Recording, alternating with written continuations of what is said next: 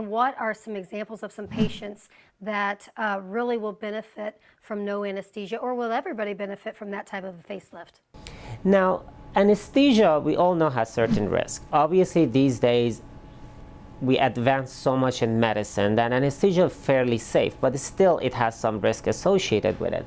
As we age, the risk of anesthesia gets more.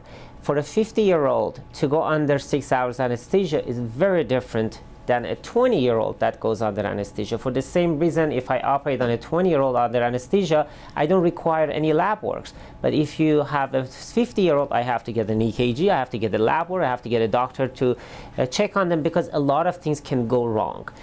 And most people who are getting a facelift, they are not 20 years old. So there are increased risk. So I decided little by little remove anesthesia from it. After I removed the anesthesia, I realized that the downtime is less. I used to tell patients that don't get out of the house for 2 weeks. You're going to look like swollen. You're going to look like a pumpkin, which was yesterday was a pumpkin day. It was at Halloween yesterday. Yes. So I told them, don't even look in the mirror. You would cry if you look in the mirror. Once I started removing anesthesia, I realized people are not as swollen. They heal faster. Most of my patients can return back to work 7 to 10 days. And I tell them, look in the mirror, enjoy your face in the mirror. They won't be as swollen, because anesthesia causes swelling, causes bleeding. Another part that I noticed that when I removed anesthesia, the faces looked more natural. And I believe the reason is this: the positioning of the patient. And when I use anesthesia, or when we use anesthesia for the surgery, the patient has to lie on their back.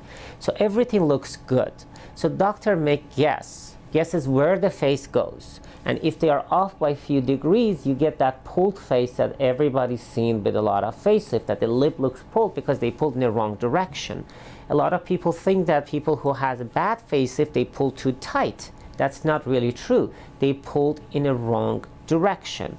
Now, when I don't use anesthesia, I have a luxury of sitting patient up in a reclined position, so I can see what I'm doing. I can see the effect of gravity on the face, so I don't have to guess where the face goes.